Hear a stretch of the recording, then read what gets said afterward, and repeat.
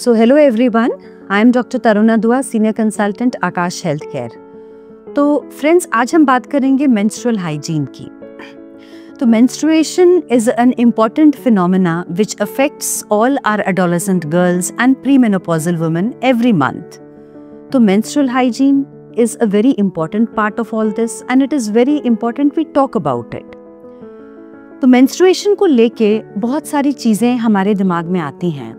इससे पहले कि साइंस एक्सप्लेन कर पाती कि मेंस्ट्रुएशन क्यों होता है, हमारी सोसाइटी ने बहुत सारी एक्सप्लेनेशंस बना ली कि मेंस्ट्रुएशन क्यों होता है। उन्होंने ये कंक्लूजन निकाला कि मेंस्ट्रुएशन इसलिए होता है क्योंकि उस समय पे एक लेडी की बॉडी में बहुत गंदगी हो जाती है और वो एक तरीका होता है गंदगी से छुटकारा पाने का। तो इसी बिलीफ की वजह से बहुत सारी मिथ बन गए। हालांकि साइंस ने बहुत कुछ एक्सप्लेन कर ही दिया उसके बाद, बट हम सब जानते हैं इन मिथ्स को लेके बहुत सारी चीज़ें अभी भी हमारी सोसाइटी फॉलो करती है। वो मिथ्स क्या हैं? जैसे कि क्योंकि सोचा जाता है कि उस समय गंदगी होती है तो बहुत सारी रिस्ट्रिक्शंस लगाई जाती हैं हमारी डॉटर्स के ऊपर, हमारी सिस्टर्स के ऊपर, हमारी सोसाइटी में। जैसे कि आपने डेली बाथ नहीं लेनी है, आपको उस समय पे बेड पे नहीं सोना है, आपको ज़मीन पे सोना है, आप किचन में एंटर मत करो, खाना मत बनाओ, खाना ख़राब हो जाएगा, पिकल को हाथ मत लगाओ, पिकल ख़राब हो जाएगा, अपने आप को शीशे में मत देखो, आप गाय को खाना मत खिलाओ, गाय इनफर्टाइल हो जाएगी, आप पूजा रूम में एंटर नहीं कर सकते हो, है ना। तो ये सब रिस्ट्रिक्शंस हैं जो ये हमारी गर्ल्स को डिस्क्रिमिनेट करती हैं और हम चाहे हम जाने अनजाने में हम उनको लो सेल्फ एस्टीम देते हैं, उनकी ग्रोथ को हैम्पर करते हैं। तो अगर हम बात करते हैं मेंस्ट्रुअल साइकिल की, मेंस्ट्रुअल हाइजीन की, तो हमको ये अंडरस्टैंड करना है। नंबर 1, हम 3 हिस्सों में इसको बांट सकते हैं।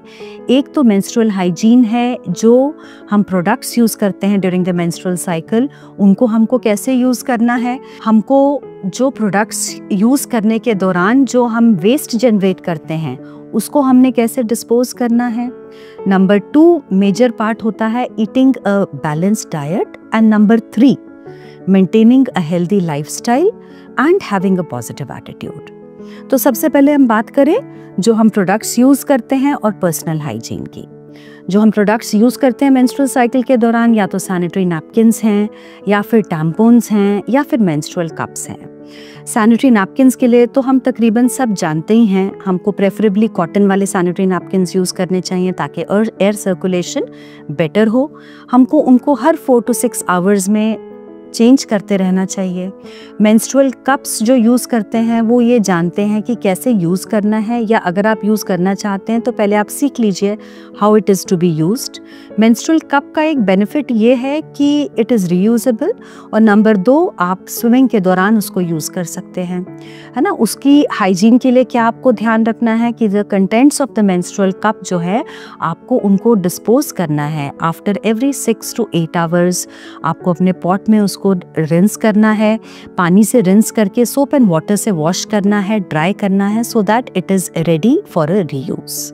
और टैम्पॉन्स भी इसी तरीके से जो हम यूज़ करते हैं, हमको मेन उसके साथ एक चीज़ का ख्याल रखना होता है कि हम प्रोलॉन्ग्ड यूज़ ना करें। चाहे ब्लीडिंग कम है, हमें लग रहा है कि हमें उतना फ्रीक्वेंटली चेंज करने की ज़रूरत नहीं है, but still we should change it every 4 to 6 hours, not later than 8 hours, क्योंकि उससे एक कंडीशन जो टॉक्सिक शॉक सिंड्रोम होता है वो एसोसिएटेड होता है with prolonged use of tampons.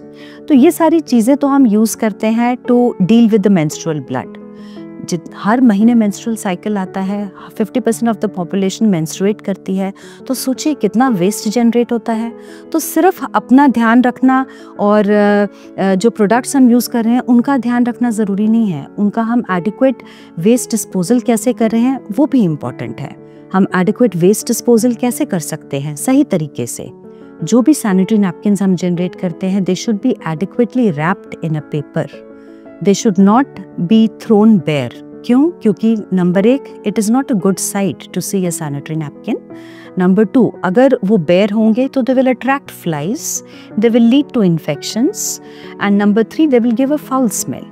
तो जहाँ भी आप उनको डिस्पोज करते हैं, जिन डस्टबिन्स में डालते हैं, आप इंश्योर करिए कि वो डस्टबिन्स जो होते हैं लिड के साथ हों. They should be covered so that they do not lead to a foul smell in the toilet also. So disposing them, and also one very important point is never flush it in the pot. चाहे वो एक panty liner है, चाहे वो napkin है, चाहे वो tissue paper है, क्योंकि इवेंचुअली वो आपकी ड्रेन्स को ब्लॉक करेगा and it is going to be really messy. ये सब जो वेस्ट जनरेट होता है, नेक्स्ट इंपॉर्टेंट पॉइंट क्या है कि इसको टाइमली और एडिक्वेटली हम इसको एम्प्टी करते रहें. तो this is important all for the disposal.